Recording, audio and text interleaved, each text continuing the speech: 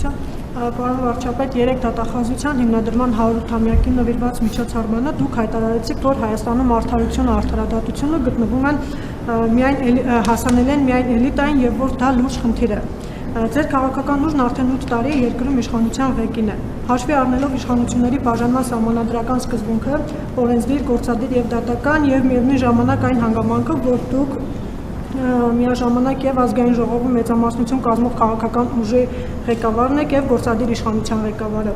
Ձեր տրամադրության տակ ունեք եւ օրենսդրական նախաձեռնության եւ բյուջետային եւ կադրային եւ քաղաքական այլ լծակներ։ Այս պայմաններում խնդրում եմ նշեք, թե կոնկրետ ինչ գործիքակազմ եք կիրառելու այս խնդիրը լուծելու համար եւ ինչով եք բացատրում, որ այդ լծակներն 8 տարվա ընթացքում դեռևս չեն հանգեցրել ձեր իսկ մատնանշած խնդրի լուծմանը։ Դուք այո, այդ թվում են պատճառով, որ կա իշխանությունների բաժանում եւ տարանջատում եւ օրենսդիր եւ գործադիր իշխանությունը չեն կարող կատարել արդարադատության մարմինների դերը։ Եվ ես ասել եմ, չգիտեմ, տարբեր ֆորմատներում եւ դժվար եմ պատկերացնում առանց նոր սահմանադրության այդ խնդիրների ընդունումը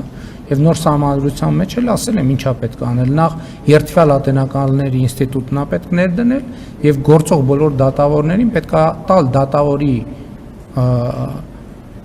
պաշտոնակատարի կարգավիճակ եւ գործարկել բարեվարկության խորը ստուգման գործընթաց եւ նրանք ովքեր չեն անցել այդ բարեվարկության ստուգումը պարզապես չվերանշանակվեն։ Այսօր ամբողջ այդ համակարգը սահմանադրական պաշտպանության ներքո է եւ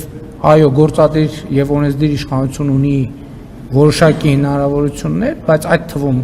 իշխանությունների բաժանման եւ տարանջատման սկզբունքի բերումով գործադիր իշխանությունը չի կարող արդարադատություն իրականացնել։ Եվ ես բազմիցս ասում եմ արդարադատության ոլորտի մեր գործընկերներին, որ փողոցում ոչ մեկ կամ դեպքերի 90 եւ ավել տոկոսում մարդիկ փողոցում դատավորի չեն ճանաչում կամ դատախազի չեն ճանաչում կամ քննիչի չեն ճանաչում, որ փողոցում կանգնացնեն, ասեն, բայց մի բան են չի անենց, բայց մի բան են չի անենց, բայց մի բան են չի, ինձ են ճանաչում, ինձ են կանգնացնում։ Եվ ես ասում եմ, որ դուք այդ հարցերի պատասխանները պետք է մատակարարեք, բայց մարդկանց հարցերին պատասխան չունեն։ Լավ հասկացանք, մի տարի, 2 տարի, այդ նույն բանը ես եմ ասում, ինչ մենք չենք տվել կամ ինչով չենք ապահովել արդարադատության համակարգին։ Ես էլ եմ ասում, ոնց են այդ մարդիկ, ում քսակը ավելի հաստատ, ցանկացած գործով կգնա կարթարանա դատարան, ցանկացած գործով, խնդիր չունեն։ Տենց խնդիր ունեն, որ չկարենան լուծեն դատական համակարգի մեջ։ Ասենք դիակի վրա կարող է մարդկանց բռնեց գնան հետո բան անեն, արդարանան դուրս գան եւ այլն եւ այլն։ Բա էտա որ ասում եմ երրագլուխ մաֆիայի դեմ ենք պայքարում այս 8 տարիա։ Այդ թվում են պատճառով, որ ժողովրդավար ենք, սկզբունքներ ենք պահում, որ ավտորիտար ենք, տոտալիտար ենք, այդ խնդիրը չէր լինի, ասենք մեր արդարադատությունն է, սենցա։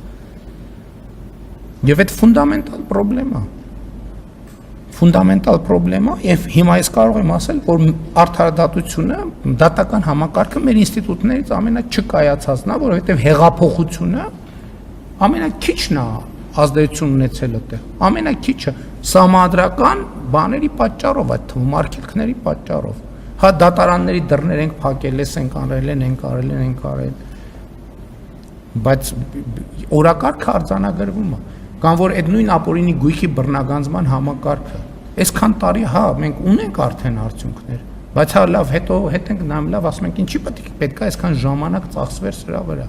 այդ նույն պատճառով,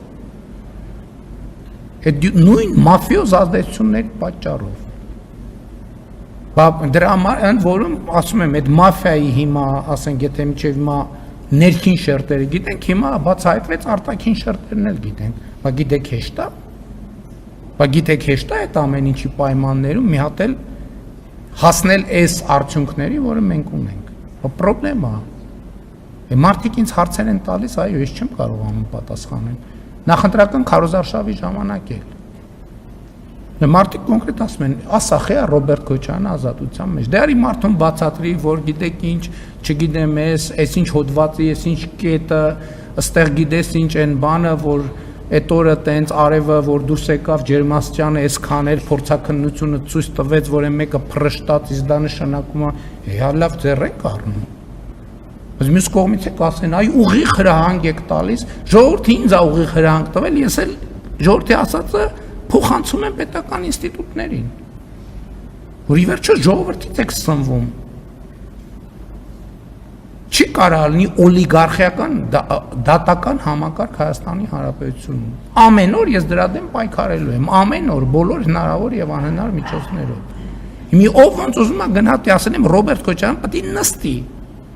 ինչ եմ ասում որովհետեւ ժողովուրդն էլ ինձ է ասել մի հատ էլ մանդատ էլ տվել է